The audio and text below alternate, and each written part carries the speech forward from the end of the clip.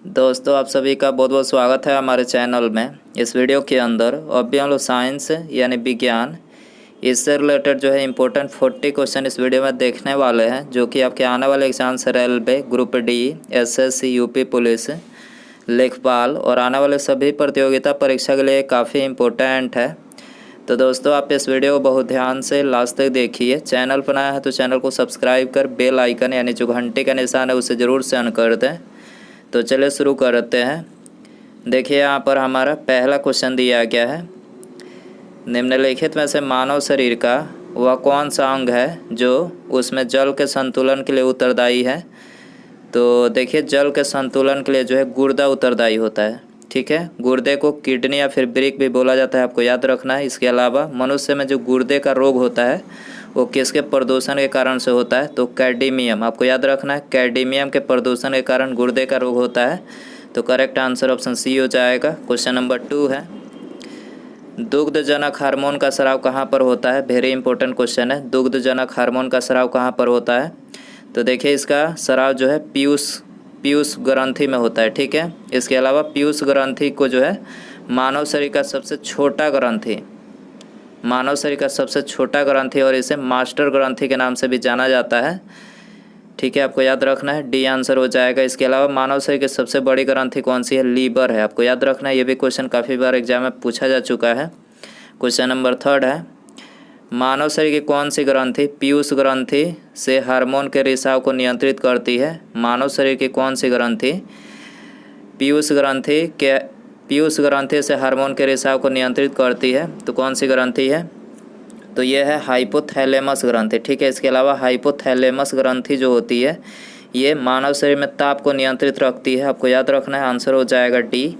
Question number 4 है, दूध में कौन सा प्रोटीन शर्करा युग्म होता है। दूध में कौन सा प्रोटीन शर्करा युग्म होता है, तो उसमें कैसिन और लैक्टोज होता है, आपको याद रखना है। दूध में कौन सा प्रोटीन शर्करा युग्म होता है, तो कैसिन, प्रोटीन और लैक्टोज जो है होता है इसमें। तो करेक्ट आंसर बी हो जाएगा।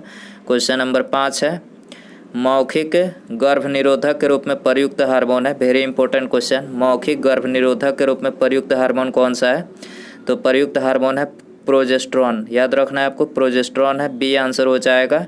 इसके अलावा एस्ट्रोजन की बात करें तो एस्ट्रोजन जो है ये मानव शरीर में एक महिला सेक्स हार्मोन है। ठीक है, एस्ट्रोजन क्या है, ये मानव शरीर में महिला सेक्स हार्मोन है। पुरुष सेक्स हार्मोन की बात करें तो टेस्टोस्टेरोन जो है ये मनुष्य के शरीर में पुरुष सेक्स हार्मोन है, याद रखना है आपको।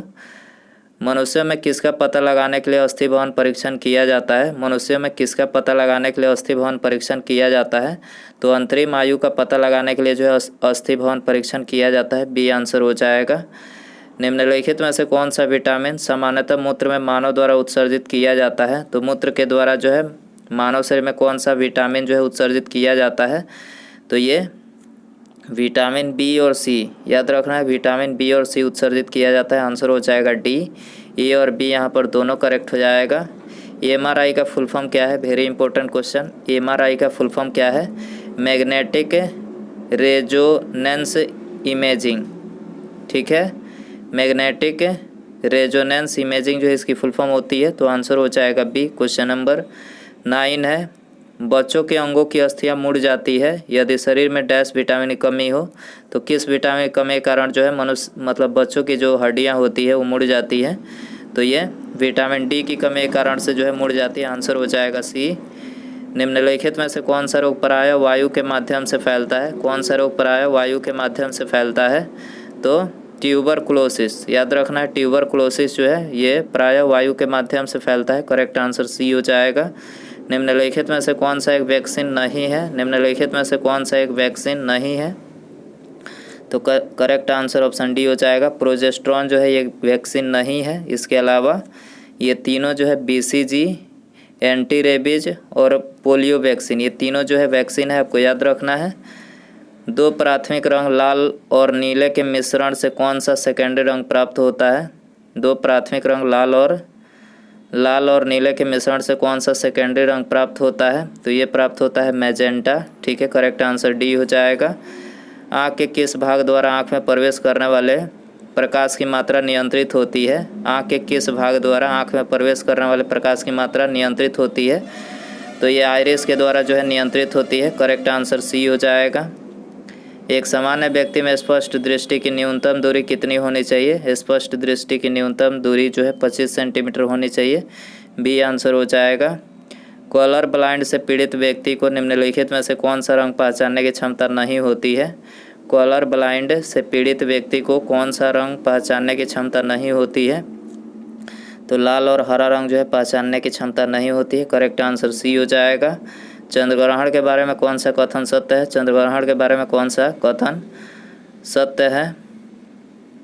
तो देखिए यहाँ पर पहला कथन दिया गया है, चंद्रग्रहण की स्थिति में चंद्रमा और सूर्य के बीच पृथ्वी होती है। चंद्रग्रहण की स्थिति में जो है चंद्रमा और सूर्य के बीच क्या होती है? पृथ्वी होती है। यह घटना कब होती है? पूर्णिमा के दिन होती है। ठीक है, तो यहाँ पर 1 और 2 यहाँ पर दोनों ही करेक्ट है। इसके अलावा सूर्य ग्रहण की बात करें तो सूर्य ग्रहण जो है सूर्य तथा पृथ्वी के बीच चंद्रमा आ जाती है तब जो है सूर्य ग्रहण होता है। ठीक है, और यह घटना जो है अमावस्या के दिन होता है। याद रखना है आपको। परिदर्शी यानी पेरिस्कोप में दोनों समतल दर्पण एक दूसरे से कितने डिग्री कोण पर स्थित होता है? परिदर्शी यानी पेरिस्कोप में दोनों समतल दर्पण एक दूसरे से कितने डिग्री कोण पर स्थित होता है? तो देखिए ये 45 डिग्री कोण पर स्थित होता है। करेक्ट आंसर बी हो जाएगा। अवतल लेंस में हमेशा निम्नलिखित में से कौन सा प्रतिबिंब बनता है? तो अवतल लेंस में जो है आभासी और सीधा प्रतिबिंब बनता है। करेक्ट आंसर बी हो जाएगा। अंतदर्शी यानी इंडोस्कोप किस सिद्धांत पर आधारित होता है? तो देखिए आधारित होता है पूर्ण आंतरिक परिवर्तन के सिद्धांत पर। डी आंसर हो जाएगा। मनुष्य की आंखें निम्नलिखित में से कितने डिग्री तक देख सकती है? मनुष्य की जो आंखें होती है वो 150 डिग्री, याद रखना है आपको, 150 डिग्री तक देख सकती है। आंसर हो जाएगा ऑप्शन ए। शरीर के आंतरिक भागों के निरीक्षण के लिए प्रयुक्त यंत्र कौन सा है? शरीर के आंतरिक भागों के निरीक्षण के लिए प्रयुक्त यंत्र कौन सा है? तो प्रयुक्त यंत्र है एंडोस्कोप। आपको याद रखना है एंडोस्कोप है। करेक्ट आंसर सी हो जाएगा।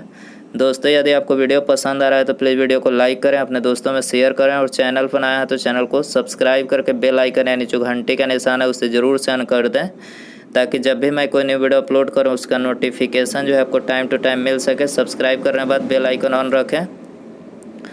प्रकाश तंतु यानी ऑप्टिकल फाइबर्स का उपयोग किस में किया जाता है? तो ऑप्टिकल फाइबर का जो उपयोग किया जाता है तो इनमें से सभी में किया जाता है। ठीक है, यानी शरीर के अंदर लेज़र किरण को भेजने में, प्रकाश संकेतों के दूर संचार में और मनुष्य के शरीर के आंतरिक भागों के परीक्षण में, तीनों में किया जाता है। आंसर हो जाएगा डी।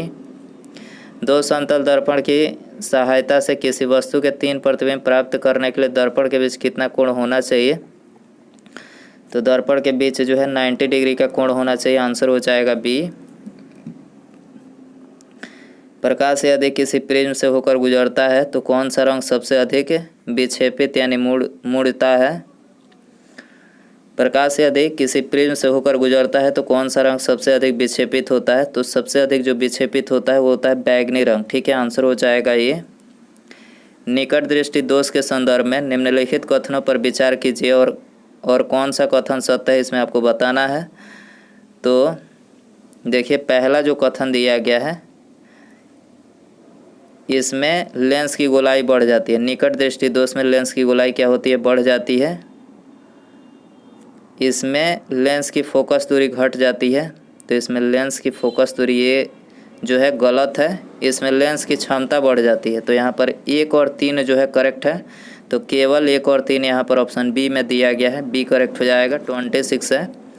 इसके अलावा निकट दृष्टि दोष को जो है मायोपिया भी बोला जाता है। क्या बोला जाता है? मायोपिया। इस रोग से ग्रसित व्यक्ति दूर की वस्तु को जो है नहीं देख सकता है, जिसके कारण प्रतिबिंब रेटिना पर न बनकर रेटिना के आगे बनता है और निकट दृष्टि दोष को दूर करने के लिए जो अवतल लेंस का प्रयोग किया जाता है। आपको याद रखना है अवतल लेंस का प्रयोग इसको दूर करने के लिए किया जाता है। निम्नलिखित में से कौन सा द्वितीय रंग यानी सेकेंडरी कलर्स है? सेकेंडरी कलर कौन सा है? पीला है। पीला सेकेंडरी कलर्स है। ठीक है, आंसर हो जाएगा सी। इसके अलावा प्राथमिक कलर की बात करें तो देखिए प्राथमिक कलर है रेड ग्रीन ब्लू, RBG। आपको याद रखना RGB, रेड ग्रीन और ब्लू क्या है ये? प्राथमिक कलर है। किसी वस्तु का प्रतिबिंब रेटिना पर कितने सेकंड तक रहता है? किसी वस्तु का प्रतिबिंब रेटिना पर कितने सेकंड तक रहता है? तो देखिए ये 1/10 सेकंड तक रहता है। करेक्ट आंसर ये हो जाएगा। कोई प्रकाश किरण कांच की स्लैब में प्रवेश करती है तो इसकी आवृत्ति नहीं बदलती है। ठीक है, इसकी आवृत्ति नहीं बदलती है। आंसर हो जाएगा बी। लेंस की क्षमता मापी जाती है तो लेंस की क्षमता जो है डायोप्टर में मापी जाती है। करेक्ट आंसर बी हो जाएगा। क्वेश्चन नंबर 30 है, इंद्रधनुष किस कारण से बनता है? इंद्रधनुष किस कारण से बनता है? अपवर्तन और परावर्तन के कारण से बनता है। ए और बी दोनों यहाँ पर करेक्ट हो जाएगा। सूर्यास्त तथा सूर्योदय के समय सूर्य के लाल रंग का प्रतीत होने का कारण है। तो सूर्य के लाल रंग प्रतीत होने का कारण है प्रकाश का प्रकीर्णन। ठीक है, प्रकाश का प्रकीर्णन है। करेक्ट आंसर ये हो जाएगा। इंद्रधनुष के बीच कौन सा रंग होता है? इंद्रधनुष के बीच कौन सा रंग होता है? हरा रंग होता है। करेक्ट आंसर बी हो जाएगा। सरल सूक्ष्मदर्शी में किस प्रकार के लेंस का प्रयोग किया जाता है? सरल सूक्ष्मदर्शी में किस प्रकार का लेंस का प्रयोग किया जाता है? तो उत्तल लेंस का जो है प्रयोग किया जाता है। करेक्ट आंसर ये हो जाएगा। मनुष्य की आँखों की किस दृष्टि दोष में द्विफोकली लेंस यानी बायफोकल लेंस का उपयोग किया जाता है? तो ये जरा दृष्टि दोष में किया जाता है। मनुष्य की आँखों की किस दृष्टि दोष में द्विफोकली लेंस का उपयोग किया जाता है? जरा दृष्टि दोष में किया जाता है। करेक्ट आंसर सी हो जाएगा। क्वेश्चन नंबर 35 है, जब प्रकाश के लाल, हरा और नीला रंगों को समान अनुपात में मिलाया जाता है तो निम्नलिखित में से परिणामी रंग होगा। तो इसमें जो परिणामी रंग होगा वो होगा सफ़ेद। ठीक है, आंसर हो जाएगा ऑप्शन ए। क्वेश्चन नंबर 36 है, पानी में हवा का बुलबुला वैसा ही कार्य करेगा जैसा करता है। तो वैसा ही कार्य करेगा जैसे अवतल लेंस करता है। अवतल लेंस कहाँ दिया गया है? हाँ, अवतल लेंस करता है। ठीक है, अवतल लेंस। तो आंसर हो जाएगा बी। उत्तल या अवतल दर्पण के मध्य बिंदु कहलाती है। उत्तल या अवतल दर्पण के मध्य बिंदु क्या कहलाती है? तो ये ध्रुव कहलाती है। याद रखना है, ध्रुव। आंसर हो जाएगा सी।